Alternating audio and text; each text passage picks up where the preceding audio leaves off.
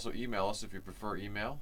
radio@maximumvp.com. You can send us the how question there as well. We'll be sure to get it on the air and address it for you and be able to have some answers for it. As Jack said, we prefer if you can call in. We can get those things done that way as well. And we've got a couple of good questions here this week that we'll hopefully get to. We're going to start with one that I know is perplexing to many folks. Perplexing, good word. How do I get millennials to work together? Or how do I get millennials, or how do I work with millennials? So there's a big label and often some negative connotations that come to mind with that word millennials. And so those are the folks that were born kind of in the early 1980s all the way through kind of the mid 1990s. So they're the early to mid 20 somethings to the mid 30 somethings right now, and they're a big part of the influx into the working world right now. And they're creating a lot of waves in terms of coming in and it's just at the point in time in history where they're coming in, and they aren't quite absorbing into the work world the way maybe their predecessors had done, right? You got generational gaps, but you've always had generational gaps.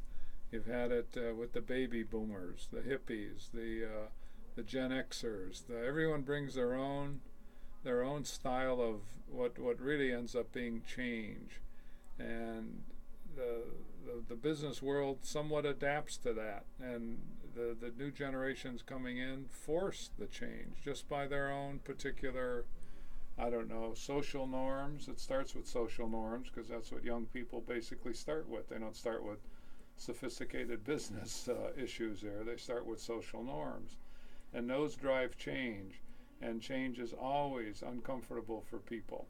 Some people way more than others. So you have business owners, and the reason we're asking this how questions about millennials is because we have clients who say that. They blame some of the problems of communication and issues in their company with dealing with millennials. And there's nothing wrong with millennials, just like there's nothing wrong with baby boomers. It's just reconciling the language and the desires and the changing norms here to our culture. And that's what we get. So whole groups of people are tarred with that brush here, and they shouldn't be. Yeah, as often we do, whenever we're approaching a problem, we'll tend to look internally first.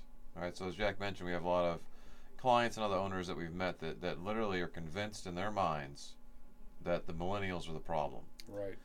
And we know that's typically not necessarily the case. Not that the millennials aren't going to have some faults like we all do, but it isn't like a broad brush stroke of, hey, there's a problem with these millennials. And so a couple things we often will encourage people to do. Well, first of all, take a look at what you're doing, because when I mentioned before that the millennials have come in at a point in time in history that's pretty unique.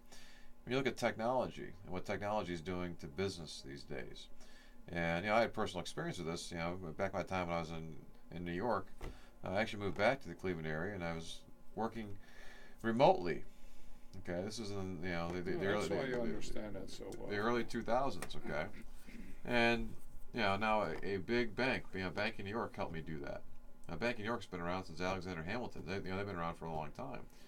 So it wasn't a no-brainer to make this start to happen, but as I started to kind of present the case and how it could work, and the fact at that time, hey, as long as I had a cell phone and I had a laptop and access to a fax machine, back in the day when you had a lot of faxes going around, but with the laptop you could have email and everything else, and you're available. And this whole idea of working remotely or having multiple offices or multiple locations where people are getting stuff done. Again, technology can be very, very great and very good for a lot of things. It can also be very tough for a lot of things. But that's a big part of it. Well, yeah, go on. So one of the challenges when as I'm talking about people looking internally here, one of the biggest challenges many of our owners have is it's the old school mentality of, hey, if I can't see you, Jack, how do I know that you're working? I don't see you here in the office. I don't see you here on the job site. Whatever it might be, if I can't see you, all of a sudden there's that, and you can correct me if I'm wrong here, but that would often give people a sense of control. I know that people are here. Sure it does. They don't know how to really manage people and companies. Keep in mind, so many of these small businesses popped up after World War II, where we conquered the world, and the model was military command control. So command control means in a business at that time, and to this day still quite a few companies like that, command control means I'm the general sitting in the office, and I want to know where all my troops are, and that basically is still a style. The command control style is still in place in many companies, and we can see this very easy, obviously, because there isn't inclusion. That's a fancy word today, but in effect, what it means is, to us anyway, is if you're the owner of a business, I want you to share your information about that business. Share the accounting numbers, share the policies, share the customers. Don't be afraid of that. And millennials in particular want to know what's going on. They want to be part of the decision making. And doesn't it just make common sense to have, if you got a 20 employee company, to have 20 brains working for the betterment of the company? They're part of the goal setting. They're part of the whole process of basically making this company go where it's going to go, versus one brain sitting in the office getting older and kind of losing it. Well, I think that absolutely does make sense, Jack. I think the problem is, I think you may have lost most of our listening audience when you said, why don't you share the financial information with the people? That's right. Their brains, typically that's usually where people's brains shut off. So they go on a different path of, well, what do you mean? You got to tell them how much money we're making or doing this or that and everything else. And believe it or not, many millennials will talk about things that weren't talked about before. They'll talk about how much money hey Jack, my salary is X. How much are you making? They'll talk right. freely. They'll be very open about that. Yeah, they'll put it online. So they're talking about this kind of stuff, right?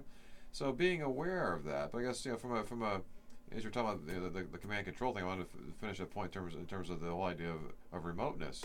Well, again, that was a false sense of security back in the day anyway, because people were still screwing around doing whatever they're going to do. Just because they're there doesn't mean that they're necessarily doing the work. The boss can't right? be looking at them all the time. Right. That was even before security cameras and everything else. Yeah, and that's not your job as the boss. That's right. If that's what you're doing the wrong things. We have that with a lot of clients too, where you have that kind of that gotcha mentality. Hey, so and so wasn't here. They weren't doing this. It's like, well, who really cares, right? I mean, the idea is you want to make sure you've got things getting done. And if I don't know how to manage a company by planning, directing, and controlling, I have to do something to assert my authority here. And the best thing to do is look at the physical body of employees here and do something. Make it present. Make them be accountable to a time clock, and how silly all that stuff is. The days have changed for that kind of stuff, and millennials will drive that change and are driving that change. And that's a good thing, but yet it can also be, for somebody who's in a different generation, that can also be very daunting. Why don't these people show up every day? Why don't they, basically do this, do that? Well, wait a minute. They don't have to, not in today's world, and it's not even productive to do it in today's world with today's technology. So they can be very flexible. People like to work, people being millennials like to talk about work-life balance. All right, those are good things to talk about, and quite frankly, those are good things to incorporate into the culture of a company. And it's the leader's job to basically try to make that happen. Don't fight it. Sure it is. Well, you brought up some good points here, Jack. We'll come back when we come back from our break here.